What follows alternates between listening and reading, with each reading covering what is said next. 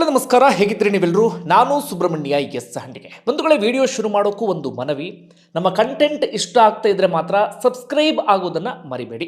Okay, ಇವತ್ತಿನ ವಿಡಿಯೋವನ್ನು ಶುರು ಮಾಡೋಣ. ಬಂಧುಗಳೇ, ದೇಶದಲ್ಲಿ ಒಂದು ಹೊಸ ರೂಪಾಂತರ ಕಾಣಿಸ್ತಾ ಇದೆ. ಅದೇನು ಅಂದರೆ, ಇತ್ತೀಚೆಗೆ ಹೇಗಾಗಿಬಿಟ್ಟಿತ್ತು ಅಂದರೆ, ಒಂದು ಕಡೆಯಿಂದ ಪ್ರಶ್ನೆ ಮಾಡುವಂಥವರ ಸಂಖ್ಯೆ ಕಡಿಮೆ ಆಗಿತ್ತು, ಮತ್ತೊಂದು ಪ್ರಶ್ನೆ ಮಾಡಿ ಯಾರಾದರೂ ಪ್ರತಿಭಟನೆಯನ್ನು ಮಾಡಿದರೂ ಕೂಡ ಆ ಪ್ರತಿಭಟನೆ ಗಂಭೀರವಾಗಿ ತೆಗೆದುಕೊಳ್ಳುವ ರೀತಿಯಲ್ಲಿ ಇರ್ತಾ ಇರಲಿಲ್ಲ, ಅಥವಾ ಇನ್ಯಾರಿಗೂ ಬಿಸಿ ಮುಟ್ಟಿಸುವ ರೀತಿಯಲ್ಲಿ ಇರ್ತಾ ಇರಲಿಲ್ಲ. ಆದರೆ ಈಗ ಕಾಣ್ತಿರುವಂಥ ರೂಪಾಂತರ ಏನಪ್ಪಾ ಅಂದರೆ, ಈಗ ಪ್ರಶ್ನೆ ಮಾಡೋದಕ್ಕೆ ಒಂದು ವರ್ಗ ಶುರು ಮಾಡಿಕೊಂಡಿದೆ. ಬರೀ ಪ್ರಶ್ನೆ ಮಾಡೋದು ಮಾತ್ರ ಅಲ್ಲ, ಹೇಗೆ ಎಲ್ಲಿ ಬಿಸಿ ಮುಟ್ಟಿಸಬೇಕೋ, ಹೇಗೆ ಅವರ ಪ್ರತಿಭಟನೆಯನ್ನು ಗಂಭೀರವಾಗಿ ತೆಗೆದುಕೊಳ್ಳುವಂತೆ ಮಾಡಬೇಕೋ ಅದೆಲ್ಲವನ್ನು ಕೂಡ ಮಾಡ್ತಾ ಇದ್ದಾರೆ. ಯಾರು ಅಂದರೆ ಆ ವರ್ಗವೇ ಜೆನ್ಜಿ ಎನ್ನುವಂಥ ವರ್ಗ. ಅಷ್ಟು ಸುಲಭಕ್ಕೆ ಆ ವರ್ಗವನ್ನು ಮೆಚ್ಚಿಸೋದಕ್ಕೆ ಸಾಧ್ಯ ಆಗ್ತಾ ಇಲ್ಲ. ಯಾಕಂದ್ರೆ ಆ ವರ್ಗ ಎಲ್ಲ ವಿಚಾರವನ್ನು ಕೂಡ ಪ್ರಶ್ನೆ ಮಾಡೋದಕ್ಕೆ ಶುರು ಮಾಡಿಕೊಂಡಿದೆ. ಈ ಮಾತನ್ನು ಹೇಳೋದಕ್ಕೆ ಕಾರಣ, ಇತ್ತೀಚೆಗೆ ನೀಟ್ ಪರೀಕ್ಷೆ ವಿಚಾರಕ್ಕೆ ಸಂಬಂಧಪಟ್ಟ ಹಾಗೆ ಸಿಜೆಪಿ ಪ್ರತಿಭಟನೆ, ಪರ ವಿರೋಧ ಎರಡೂ ರೀತಿಯಾದಂಥ ಚರ್ಚೆ ಇತ್ತು. ಅದೇನೇ ಇರಲಿ, ಓರ್ವ ಸಚಿವನ ರಾಜೀನಾಮೆಯನ್ನು ಪಡೆಯುವಲ್ಲಿ ಆ ಪ್ರತಿಭಟನೆ ಯಶಸ್ವಿ ಆಯಿತು. ಅದೇ ಮಾದರಿಯಲ್ಲಿ ಅಥವಾ ಹೆಚ್ಚು ಕಡಿಮೆ ಅದೇ ಮಾದರಿಯಲ್ಲಿ ಜಾರ್ಖಂಡ್ನಲ್ಲೂ ಒಂದು ತೀವ್ರ ಸ್ವರೂಪದ ಪ್ರತಿಭಟನೆ ನಡೀತಾ ಇದೆ. ಆ ಪ್ರತಿಭಟನೆಯೂ ಕೂಡ ಒಂದು ಹಂತಕ್ಕೆ ಅಲ್ಲಿನ ಸರ್ಕಾರದ ನಡು ಬಗ್ಗಿಸುವಲ್ಲಿ ಯಶಸ್ವಿಯಾಗಿದೆ. ಅದರೆಲ್ಲ ಬಗ್ಗೆ ನಾವೆಲ್ಲರೂ ಕೂಡ ತಿಳ್ಕೊಳ್ಳೇಬೇಕಾಗಿದೆ. ನಿನ್ನೆ ಅದು ಯಾವ ಹಂತಕ್ಕೆ ಹೋಯ್ತು ಅಂದರೆ, ವಿಧಾನಸಭೆಗೆ ಮುತ್ತಿಗೆ ಹಾಕುವ ಹಂತಕ್ಕೆ, ವಿಧಾನಸಭೆಗೆ ನುಗ್ಗುವ ಹಂತಕ್ಕೆ ಹೋಯ್ತು. ಆ ಕಡೆಯಿಂದ ಲಾಠಿ ಚಾರ್ಜು ಅಂಥದ್ದೆಲ್ಲವೂ ಕೂಡ ನಡೀತು. ಇಲ್ಲಿ ಲಾಠಿ ಚಾರ್ಜ್ ಆದಾಗ ಜಂತರ್ ಮಂತರ್ನಲ್ಲಿ ರಾಹುಲ್ ಗಾಂಧಿ ಅದಕ್ಕೆ ತೀವ್ರವಾದಂಥ ವಿರೋಧ ವ್ಯಕ್ತಪಡಿಸಿದ್ರು. ಇವತ್ತಿಗೂ ಕೂಡ ಸಂಬಂಧಪಟ್ಟ ಮಾತಾಡ್ತಾ ಇದ್ದಾರೆ. ಅದೇ ಜಾರ್ಖಂಡ್ನಲ್ಲಿ ಏನು ಗೊತ್ತಾ, ಜಾರ್ಖಂಡ್ನಲ್ಲಿ ಕಾಂಗ್ರೆಸ್ ಪಕ್ಷದ ಮೈತ್ರಿ, ಒಂದು ಪಕ್ಷದ ಜೊತೆ ಮೈತ್ರಿ ಮಾಡ್ಕೊಂಡಿದ್ದಾರೆ, JMM ಎನ್ನುವಂಥ ಪಕ್ಷ. ಆ ಪಕ್ಷವೇ ಅಧಿಕಾರದಲ್ಲಿ ಇರೋದು, ಅಂದ್ರೆ ಕಾಂಗ್ರೆಸ್ ಮೈತ್ರಿ ಸರ್ಕಾರ ಅಧಿಕಾರದಲ್ಲಿರೋದು. ಅಲ್ಲೂ ಕೂಡ ಕಾಂಗ್ರೆಸ್ ಮೈತ್ರಿ ಸರ್ಕಾರವೇ ವಿದ್ಯಾರ್ಥಿಗಳ ಮೇಲೆ ಲಾಠಿ ಚಾರ್ಜ್ ಮಾಡಿದೆ, ಅಶ್ರುವಾಯು ಪ್ರಯೋಗವನ್ನು ಮಾಡಿದೆ, ಜಲಪಿರಂಗಿಯನ್ನು ಸಿಡಿಸುವಂಥ ಕೆಲಸವನ್ನು ಮಾಡಿದೆ. ಎಲ್ಲದರ ಬಗ್ಗೆಯೂ ಕೂಡ ನಾನು ಒಂದಷ್ಟು ವಿವರವನ್ನು ನಿಮ್ಮ ಮುಂದೆ ಇಡ್ತಾ ಹೋಗ್ತೇನೆ. ಜೊತೆಗೆ ಇನ್ನೊಂದು ವಿಚಾರವನ್ನು ಪ್ರಸ್ತಾಪ ಮಾಡಲೇಬೇಕು. ಅದು ಎಂಥ ವ್ಯವಸ್ಥೆಯಲ್ಲಿ ನಾವು ನೀವೆಲ್ಲರೂ ಕೂಡ ಬದುಕ್ತಾ ಇದ್ದೀವಿ ಅಂದರೆ, ಪ್ರತಿ ಹಂತದಲ್ಲೂ ಕೂಡ ಭ್ರಷ್ಟಾಚಾರ. ಒಂದು ನೆಟ್ಟಗೊಂದು ಪರೀಕ್ಷೆಯನ್ನು ನಡೆಸೋದಕ್ಕೆ, ಸರ್ಕಾರಿ ನೇಮಕಾತಿ ಪರೀಕ್ಷೆ ನಡೆಸೋದಕ್ಕೆ ಇಡೀ ದೇಶಾದ್ಯಂತ ಸಾಧ್ಯ ಆಗ್ತಾ ಇಲ್ಲ. ಇಡೀ ದೇಶಾದ್ಯಂತ ಪ್ರತಿ ಪರೀಕ್ಷೆಯಲ್ಲೂ ಕೂಡ ಪ್ರಶ್ನೆ ಪತ್ರಿಕೆಯ ಸೋರಿಕೆ, ಇಲ್ಲ ಅಂತಂದ್ರೆ ಅಲ್ಲಿ ಭ್ರಷ್ಟಾಚಾರ, ಇಲ್ಲ ಅಂತಂದ್ರೆ ಲಂಚ ಬಾಕತನ, ಇಲ್ಲ ಅಂತಂದ್ರೆ ಆ ಇಡೀ ಪರೀಕ್ಷೆ ಹಗರಣದ ರೂಪವನ್ನು ಪಡೆಯೋದು, ಇದೆಲ್ಲವೂ ಕೂಡ ಸರ್ವೇ ಸಾಮಾನ್ಯ ಎನ್ನುವಂತಾಗಿದೆ. ಯಾಕೆ ಮಾಡೋಕ್ಕಾಗ್ತಾ ಇಲ್ಲ ಇದನ್ನು ಸರಿಪಡಿಸೋದಾದ್ರೂ ಹೇಗೆ? ಬಂಧುಗಳೇ, ಇದರಿಂದ ಆಗುವಂಥ ಸಮಸ್ಯೆಯನ್ನು ಚುಟುಕಾಗಿ ಹೇಳಿ ಅದಾದ ಬಳಿಕ ಉಳಿದ ವಿಚಾರಕ್ಕೆ ಹೋಗ್ತೀನಿ. ಒಂದು ಏನಾಗುತ್ತೆ ಗೊತ್ತಾ, ಈ ಸರ್ಕಾರಿ ಕೆಲಸವನ್ನು ಪಡಿಬೇಕು ಅಂತ ಅದೆಷ್ಟೋ ವಿದ್ಯಾರ್ಥಿಗಳು ಕನಸನ್ನು ಕಾಣ್ತಿರ್ತಾರಲ್ಲ, ಅವರ ಕನಸು ಒಂದು ಕಡೆಯಿಂದ ಭಗ್ನ ಆಗುತ್ತೆ. ಮತ್ತೊಂದು ಕಡೆಯಿಂದ ಅಕ್ರಮವಾಗಿ ಸರ್ಕಾರಿ ಕೆಲಸವನ್ನ ಪಡೆದಂಥವರು ಈ ಪ್ರತಿಭಾನ್ವಿತರ ಅವಕಾಶವನ್ನ ಕಿತ್ಕೊಂಡ ರೀತಿಯಲ್ಲಿ ಆಗುತ್ತೆ. ಮತ್ತೊಂದು, ಇಲ್ಲೆಲ್ಲೋ ದುಡ್ಡನ್ನ ಕೊಟ್ಟು ಬಂದು ಸರ್ಕಾರಿ ಕೆಲಸವನ್ನ ಹಿಡಿದಂಥವ್ರು ಕೊನೆಗೆ ಯಾರ ಪ್ರಾಣವನ್ನ ಹಿಡ್ತಾರೆ ಅಂದ್ರೆ ಜನಸಾಮಾನ್ಯರ ಪ್ರಾಣವನ್ನ ಹಿಡ್ತಾರೆ. ಕಾರಣ, ಅಲ್ಲಿ 1 ಕೋಟಿಯೋ 2 ಕೋಟಿಯೋ ಲಂಚವನ್ನ ಕೊಟ್ಟು ಬಂದಿರ್ತಾರೆ. ಆಮೇಲೆ ಎಲ್ಲಿಂದ ವಸೂಲಿ ಮಾಡೋದು? ಇವರು ಜನರಿಂದಲೇ ವಸೂಲಿ ಮಾಡೋದು. ಹೀಗಾಗಿ ಒಂದು ಸರ್ಕಾರಿ ನೇಮಕಾತಿಯಲ್ಲಿ ಆಗುವಂಥ ಭ್ರಷ್ಟಾಚಾರ ಅಥವಾ ಎಡವಟ್ಟು ಇಡೀ ವ್ಯವಸ್ಥೆಯನ್ನೇ ಹಾಳು ಮಾಡಿ ಹಾಕಿಬಿಡುತ್ತೆ. ನಮ್ಮಲ್ಲಿ ತುಂಬ ಜನರಿಗೆ ಅನಿಸ್ತಾ ಇರುತ್ತೆ, ಯಾರೋ ಪರೀಕ್ಷೆ ಬರೆಯೋ ಮಕ್ಕಳ ಮೇಲೆ ಅದು ಎಫೆಕ್ಟ್ ಆಗುತ್ತಲ್ಲ, ಅಥವಾ ಪೋಷಕರಿಗೆ ಅದು ಪರಿಣಾಮ ಬೀರುತ್ತಲ್ಲ, ನಾವ್ಯಾಕ್ರಿ ತಲೆ ಕೆಡಿಸ್ಕೊಳ್ಬೇಕು, ನಾವು ಆರಾಮಾಗಿರೋಣ ಅಂತ ಹೇಳಿ. ಕೊನೆಗೆ ಅದು ಹೋಗಿ ಹೋಗಿ ಸುತ್ಕೊಂಡು ನಮ್ಮ ಬುಡಕ್ಕೆ ಬಂದು ಬಿಡುತ್ತೆ. ಯಾಕಂದ್ರೆ ನಾವ್ಯಾವುದೋ ಒಂದು ಸರ್ಕಾರಿ ಕೆಲಸವನ್ನ ಮಾಡಿಸ್ಕೊಂಡು ಬರಬೇಕು ಅಂತ ಹೋದಂಥ ಸಂದರ್ಭದಲ್ಲಿ ಅಲ್ಲಿ ಯಾರೋ ಭ್ರಷ್ಟಾಚಾರ ರೂಪದಲ್ಲಿ ಬಂದಂತವ್ರು ಅಲ್ಲಿ ಕೂತಿದ್ದ ಅಂತಂದ್ರೆ ಅವನು ಕೊನೆಗೆ ಪ್ರಾಣ ಹಿಂಡೋದು ನಮ್ಮನ್ನ, ಅಥವಾ ರಕ್ತವನ್ನ ಹಿಂಡೋದು ನಮ್ಮನ್ನ. ಅದನ್ನ ನಾವೆಲ್ಲರೂ ಕೂಡ ಅರ್ಥ ಮಾಡ್ಕೊಳ್ಬೇಕಾಗಿದೆ. ಇಡೀ ವ್ಯವಸ್ಥೆಯನ್ನ ಸರಿ ಮಾಡೋದಿಕ್ಕೆ ಅಥವಾ ಮೂಲವಾಗಿ ಇಂಜೆಕ್ಷನ್ ಎಲ್ಲೂ ಕೊಡಬೇಕು ಅಂದ್ರೆ, ಸರ್ಕಾರಿ ಪರೀಕ್ಷೆ ಅಥವಾ ನೇಮಕಾತಿಗಳು ಸರಿಯಾಗಿ ಆಯ್ತು ಅಂತಾದ್ರೆ ಒಂದು ಹಂತಕ್ಕೆ ಈ ವ್ಯವಸ್ಥೆಗೆ ಇಂಜೆಕ್ಷನ್ ಕೊಟ್ಟು ಸರಿ ಮಾಡ್ಬೋದೇನೋ. ಇಲ್ಲ ಬುಡದಲ್ಲೇ ಹುಳುಕು ಇತ್ತು ಅಂತಾದ್ರೆ ಅದು ಮರವಾಗಿ ಬೆಳೆದು ನಿಂತ ಸಂದರ್ಭದಲ್ಲಿ ಆ ರೆಂಬೆ ಕೊಂಬೆಯನ್ನು ಕಡಿದು ಸರಿ ಮಾಡೋದು ಬಹಳ ಕಷ್ಟ ಆಗ್ಬಿಡುತ್ತೆ. ಈಗ ದೇಶದಲ್ಲಿ ಆಗ್ತಿರೋದು ಕೂಡ ಅದೇ, ನಮ್ಮ ರಾಜ್ಯದ್ದು ಅದೇ ಹಣೆ ಬರಹ. ನಮ್ಮ ರಾಜ್ಯದಲ್ಲಿ ಈಗಾಗಲೇ ವಿದ್ಯಾರ್ಥಿಗಳು ಆಗಾಗ ಬಿಸಿ ಮುಟ್ಟಿಸುವಲ್ಲಿ ಯಶಸ್ವಿಯಾಗಿದ್ದಾರೆ. ಹೀಗೆ ಆಗ್ತಾ ಹೋಗಿಬಿಟ್ರೆ ಒಂದು ದಿನ ಸರಿಯಾಗಿ ನಮ್ಮ ರಾಜ್ಯದಲ್ಲೂ ಕೂಡ ಬಿಸಿ ಮುಟ್ಟಿಸ್ತಾರೆ, ಸರ್ಕಾರದ ನಡು ಬಗ್ಗಿಸುವಲ್ಲಿ ಯಶಸ್ವಿ ಆಗ್ತಾರೆ. ಯಾವುದ್ರ ಬಗ್ಗೆ ಹೇಳ್ತೀನಿ ಅಂದ್ರೆ, KPSC ಎನ್ನುವಂಥ ಅತಿ ಭ್ರಷ್ಟ ಸಂಸ್ಥೆ ಬಗ್ಗೆ ನಾನು ಹೇಳ್ತಾ ಇದ್ದೇನೆ. ಅದನ್ನು ಕೂಡ ನಿಮಗೆ ಕೊನೆಯದಾಗಿ ಎಕ್ಸ್ಪ್ಲೇನ್ ಮಾಡ್ತೇನೆ. ಈಗ ಜಾರ್ಖಂಡ್ ವಿಚಾರಕ್ಕೆ ಬರೋಣ. ಬಂಧುಗಳೇ, ಜಾರ್ಖಂಡ್ನಲ್ಲಿ ನಮ್ಮಲ್ಲಿ KPSC ಇದೆಯಲ್ಲ, ಕರ್ನಾಟಕ ಲೋಕಸೇವಾ ಆಯೋಗ, ಅದೇ ರೀತಿಯಾಗಿ ಜಾರ್ಖಂಡ್ನಲ್ಲಿ JPSC ಎನ್ನುವಂಥ ಒಂದು ಸಂಸ್ಥೆ ಇದೆ, ಜಾರ್ಖಂಡ್ ಸಾರ್ವಜನಿಕ ಸೇವಾ ಆಯೋಗ. ಮತ್ತೊಂದು ಜಾರ್ಖಂಡ್ ಸಿಬ್ಬಂದಿ ಆಯ್ಕೆ ಆಯೋಗ, JSSC ಎನ್ನುವಂಥ ಸಂಸ್ಥೆ. ಈ ಎರಡೂ ಸಂಸ್ಥೆಗಳು ಕೂಡ ಇತ್ತೀಚೆಗೆ ಪರೀಕ್ಷೆ ನಡೆಸೋದು. ಒಂದು 14ನೇ JPSC ಪ್ರಿಲಿಮಿನರಿ ಪರೀಕ್ಷೆ, ಮತ್ತೊಂದು JSSC CGL ಎನ್ನುವಂಥ ಪರೀಕ್ಷೆ. ಎರಡೂ ಪರೀಕ್ಷೆಯಲ್ಲೂ ಕೂಡ ಅಕ್ರಮ ಹಗರಣ, ಎಡವಟ್ಟು ಎಲ್ಲವೂ ಕೂಡ ಆಗಿದೆ. ಒಂದು ಪರೀಕ್ಷೆಯಲ್ಲಿ ಏನಾಗಿದೆ ಅಂದರೆ ಈ OMR ಶೀಟನ್ನು ಮನಸ್ಸಿಗೆ ಬಂದ ಹಾಗೆ ತಿದ್ದಲಾಗಿದೆ. ಒಂದು ಸಣ್ಣ ಉದಾಹರಣೆ ಕೊಡೋದು ಹೇಳ್ತಾ ಹೋಗ್ಬಿಟ್ರೆ ತುಂಬ ವಿಚಾರಗಳಿದ್ದ. ಒಂದು ಸಣ್ಣ ಉದಾಹರಣೆ ಕೊಡೋದಾದ್ರೆ ನಿಮಗೆ, ಓರ್ವ ವ್ಯಕ್ತಿಯ OMR ಶೀಟ್ ವೈರಲ್ ಆಗಿಬಿಟ್ಟಿತ್ತು. ಓರ್ವ ಅಭ್ಯರ್ಥಿಯ OMR ಶೀಟು, ಆತ 100 ಪ್ರಶ್ನೆಗಳಿಗೆ ಬರೀ 48 ಪ್ರಶ್ನೆಗಳಿಗೆ ಮಾತ್ರ ಆತ ಉತ್ತರವನ್ನು ಕೊಟ್ಟಿದ್ದಾನೆ. ಉತ್ತರ ಕೊಟ್ಟಿದ್ದೆ 48 ಪ್ರಶ್ನೆಗೆ. ಅದರಲ್ಲಿ ಎಷ್ಟು ಸರಿ ಇದೆಯೋ ಎಷ್ಟು ತಪ್ಪಿದೆಯೋ ಗೊತ್ತಿಲ್ಲ. ಆದರೆ ಆತ ಕೊನೆಗೆ ಈ ಮೇನ್ಸ್ಗೆ ಅರ್ಹತೆಯನ್ನು ಪಡೆದುಕೊಂಡು ಬಿಟ್ಟಿದ್ದಾನೆ. ಇದನ್ನು ಏನ್ರಿ ಅನ್ಬೇಕು? ಇನ್ನು ಸಾಕಷ್ಟು ಜನರದ್ದು ಏನಾಗಿದೆ ಅಂದರೆ OMR ಶೀಟ್ನ ಹಾಗೆ ಖಾಲಿ ಬಿಟ್ಟು ಬಂದಿದ್ದಾರೆ. ಅದಾದ ಬಳಿಕ ಇನ್ಯಾರೋ ಅದನ್ನು ಭರ್ತಿ ಮಾಡುವಂಥ ಕೆಲಸವನ್ನು ಮಾಡಿದ್ದಾರೆ. ಅಂದರೆ ಆತ ಏನು ಆನ್ಸರ್ ಮಾಡಿದ್ದ ಅದನ್ನು ಹಾಗೆ ಖಾಲಿ ಬಿಟ್ಟು ಬಂದಿದ್ದ, ಅದನ್ನು ಇನ್ಯಾರೋ ಅದನ್ನು ಭರ್ತಿ ಮಾಡಿ ಆತನನ್ನು ಈ ಮೇನ್ಸ್ಗೆ ಅರ್ಹತೆ ಪಡೆಯುವ ರೀತಿಯಲ್ಲಿ ಮಾಡಿಬಿಟ್ಟಿದ್ದಾರೆ. ಹೀಗೆ ಪ್ರತಿಯೊಂದು ವಿಚಾರದಲ್ಲೂ ಕೂಡ ಅಕ್ರಮ ಆಗಿದೆ. ಪ್ರಶ್ನೆ ಪತ್ರಿಕೆ ಲೀಕ್ಗೆ ಸಂಬಂಧಪಟ್ಟ ಹಾಗೆ ಒಂದಷ್ಟು ಚರ್ಚೆಗಳೆಲ್ಲವೂ ಕೂಡ ನಡೀತಾ ಇದೆ ಈ 2 ಪರೀಕ್ಷೆಗಳಿಗೆ ಸಂಬಂಧಪಟ್ಟ ಹಾಗೆ.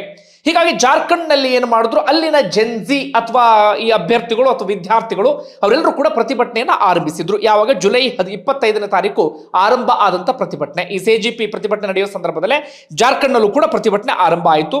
ದೇವೇಂದ್ರನಾಥ್ ಮೆಹ್ತೋ ಎನ್ನುವಂಥ ಹೋರಾಟಗಾರರೊಬ್ಬರು ಅಥವಾ ಇವರ ನೇತೃತ್ವವನ್ನು ವಹಿಸಿದಂಥವರು ಇವತ್ತಿಗೂ ಕೂಡ ಅವರು ಉಪವಾಸ ಸತ್ಯಾಗ್ರಹವನ್ನು ಮಾಡ್ತಿದ್ದಾರೆ. ಒಟ್ಟಾರೆ ವಿದ್ಯಾರ್ಥಿಗಳ ಪ್ರತಿಭಟನೆ ಆರಂಭ ಆಗಿ ಇವತ್ತಿಗೆ 18ನೇ ದಿನ ಆಗಿದೆ. ಅವರ ಆಗ್ರಹ ಏನು ಅಂದರೆ ಪರೀಕ್ಷೆಯನ್ನು ರದ್ದು ಮಾಡಬೇಕು, ಸ್ವತಂತ್ರವಾಗಿ CBI ಮೂಲಕ ತನಿಖೆ ಆಗಬೇಕು, ಮುಂದಿನ ದಿನಗಳಲ್ಲಿ ಪರೀಕ್ಷೆಯಲ್ಲಿ ಪಾರದರ್ಶಕತೆ ಬರಬೇಕು, ಇವರೆಲ್ಲರ ವಿರುದ್ಧ ಅಕ್ರಮದಲ್ಲಿ ಭಾಗಿಯಾದಂಥವರ ವಿರುದ್ಧ ಕಠಿಣ ಕ್ರಮ ತೆಗೆದುಕೊಳ್ಳಬೇಕು, ಜೊತೆಗೆ 7 ವರ್ಷದ ನೇಮಕಾತಿ ಎಲ್ಲವೂ ಕೂಡ ಸರಿಯಾದ ರೀತಿಯಲ್ಲಿ ತನಿಖೆಗೆ ಒಳಪಡಬೇಕು.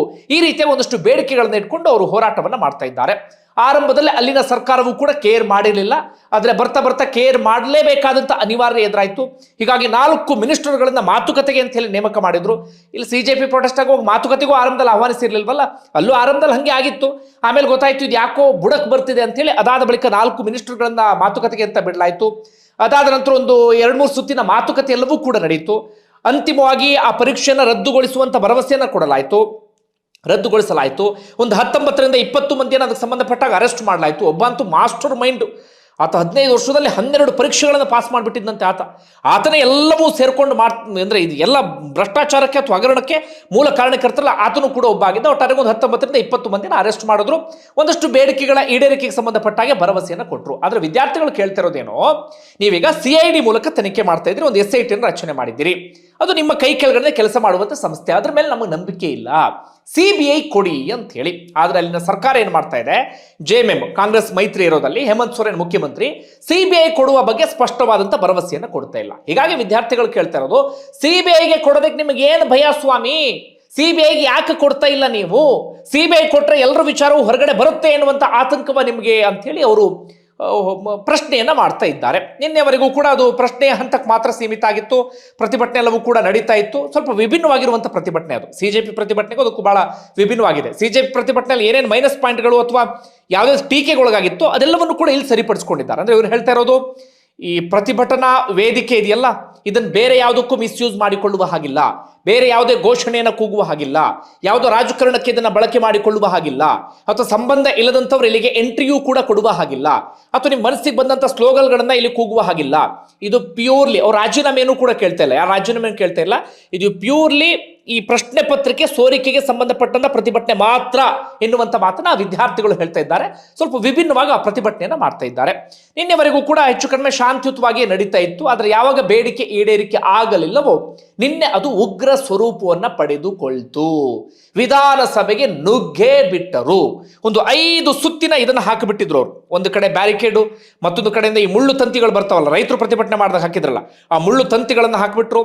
ಅದನ್ನು ದಾಟಿ ಬಂದಂಥ ಸಂದರ್ಭದಲ್ಲಿ ಲಾಠಿ ಚಾರ್ಜ್ ಮಾಡೋದು, ಅದಾದ ಬಳಿಕ ಜಲಪಿರಂಗಿ ಪ್ರಯೋಗವನ್ನು ಮಾಡೋದು, ಅಶ್ರುವಾಯುವನ್ನು ಸಿಡಿಸೋದು ಎಲ್ಲವೂ ಕೂಡ ಆಯಿತು. ಆದರೆ ವಿದ್ಯಾರ್ಥಿಗಳು ಡೋಂಟ್ ಕೇರ್ ಅಂತ ಹೇಳಿ ಒಳಗಡೆ ನುಗ್ಗೇ ಬಿಟ್ಟರು.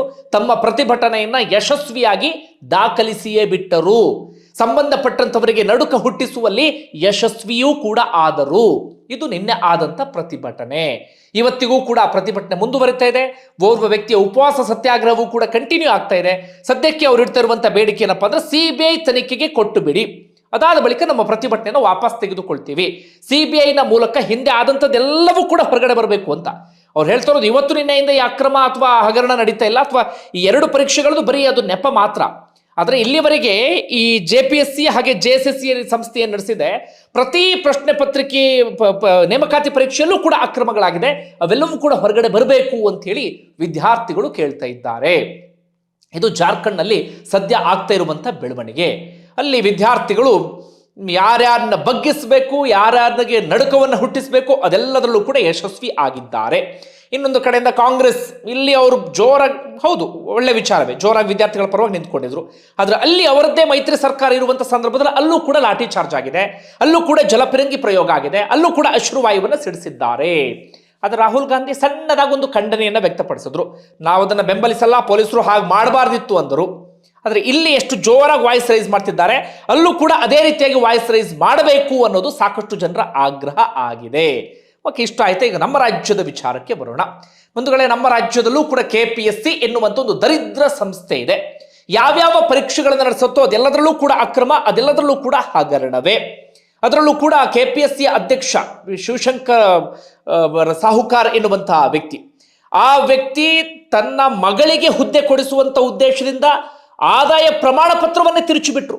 ಆ ವ್ಯಕ್ತಿಯ ವಾರ್ಷಿಕ ಆದಾಯ 25ರಿಂದ 30 ಲಕ್ಷ, 40,000 ರೂಪಾಯಿ ಬರೀ ವಾರ್ಷಿಕ ಆದಾಯ ಅಂತೇಳಿ ಒಂದು ಸುಳ್ಳು ಆದಾಯ ಪ್ರಮಾಣವನ್ನು ಪತ್ರವನ್ನು ಮಾಡಿಸಿ ಮಗಳಿಗೆ ಹುದ್ದೆ ಕೊಡಿಸುವಂಥ ಪ್ರಯತ್ನವನ್ನು ಮಾಡಿದ್ರು. ಆ ಕಾರಣಕ್ಕಾಗಿ ಅವ್ರನ್ನ ಇವತ್ತು ಸಸ್ಪೆಂಡ್ ಮಾಡಲಾಗಿದೆ. ರಾಜ್ಯಪಾಲರು ಸಸ್ಪೆಂಡ್ ಮಾಡಿಬಿಟ್ಟಿದ್ದಾರೆ. ಅಂದರೆ ಯೋಚನೆ ಮಾಡಿ, KPSC ಅಧ್ಯಕ್ಷರು ಮಗಳ ವಿಚಾರದಲ್ಲೇ ಹಿಂಗೆ ಆಟ ಆಡಿದ್ದಾರೆ ಅಂದರೆ ಇನ್ನು ಯಾರ್ಯಾರ ವಿಚಾರದಲ್ಲಿ ಹೆಂಗೆಲ್ಲ ಆಟ ಆಡಿರಬೇಡ ಅಂತ ಹೇಳಿ. ನಮ್ಮಲ್ಲೂ ಕೂಡ ಧಾರವಾಡದಲ್ಲೆಲ್ಲ ಪ್ರತಿಭಟನೆ ಆಗಿದ್ದಾಯಿತು, ಬೇರೆ ಬೇರೆ ಕಡೆಗಳಲ್ಲೂ ಕೂಡ ಪ್ರತಿಭಟನೆಯನ್ನು ಮಾಡಿದ್ರು. ಈಗ ಒಂದು ದೊಡ್ಡ ಮಟ್ಟಿಗಿನ ಪ್ರತಿಭಟನೆ ಅಥವಾ ಚಳುವಳಿ KPSC ವಿರುದ್ಧ ಆಗಲೇಬೇಕಾದಂಥ ಅನಿವಾರ್ಯತೆ ಎದುರಾಗಿದೆ. ಇಲ್ಲ ಅಂತ ಆಗ್ಬಿಟ್ರೆ ಆ KPSC ಎನ್ನುವಂಥ ಭ್ರಷ್ಟ ಸಂಸ್ಥೆಯ ವಿರುದ್ಧ ವಿದ್ಯಾರ್ಥಿಗಳು, ಅಭ್ಯರ್ಥಿಗಳು ಎಲ್ಲರೂ ಕೂಡ ನಂಬಿಕೆಯನ್ನು ಕಳ್ಕೊಂಡು ಬಿಡ್ತಾರೆ. ಈಗಲಾದರೂ ರಾಜ್ಯ ಸರ್ಕಾರ ಇಲ್ಲಿ ಅದನ್ನು ಗಂಭೀರವಾಗಿ ತೆಗೆದುಕೊಳ್ಬೇಕಾಗತ್ತೆ. ಇಲ್ಲಿಯವರೆಗೆ ಬಂದಂತೆ ಎಲ್ಲ ಸರ್ಕಾರಗಳು ಮಾಡಿದ್ದದೇ ಹಣೆ ಬರ, ಅವ್ರು ಇವರು ಅಂತಲ್ಲ, ಎಲ್ಲರೂ ಮಾಡಿದ್ದದೇ ಹಣೆ ಬರ. ಯಾರೇನಾದ್ರೂ ಬದಲಾವಣೆಗೆ ಯಾವುದೇ ರೀತಿಯಲ್ಲೂ ಕೂಡ ಪ್ರಯತ್ನವನ್ನು ಪಡಲಿಲ್ಲ. ಈಗಲಾದರೂ ಅದರ ಬದಲಾವಣೆಗೆ ಪ್ರಯತ್ನ, ಅಮೂಲಾಗ್ರ ಬದಲಾವಣೆ, ಸಂಪೂರ್ಣವಾದಂಥ ಬದಲಾವಣೆಗೆ ಪ್ರಯತ್ನವನ್ನು ಪಡಲೇಬೇಕು. ಇಲ್ಲ ಅಂತ ಆಗ್ಬಿಟ್ರೆ ಇಲ್ಲೂ ಕೂಡ ಜನಸಿಗಳು ನಿಧಾನಕ್ಕೆ ಒಗ್ಗೂಡ್ತಾ ಇದ್ದಾರೆ. ಒಂದಲ್ಲ ಒಂದು ದಿನ ನಿಮ್ಮ ನಡು ಬಗ್ಗಿಸುವಲ್ಲೂ ಕೂಡ ಅವರು ಯಶಸ್ವಿ ಆಗ್ತಾರೆ. ಒಟ್ಟಾರೆ ಬಂಧುಗಳು ಏನಂತೀರಿ ಕಮೆಂಟ್ ಬಾಕ್ಸಲ್ಲಿ ಮೆನ್ಷನ್ ಮಾಡಿ. ಧನ್ಯವಾದ.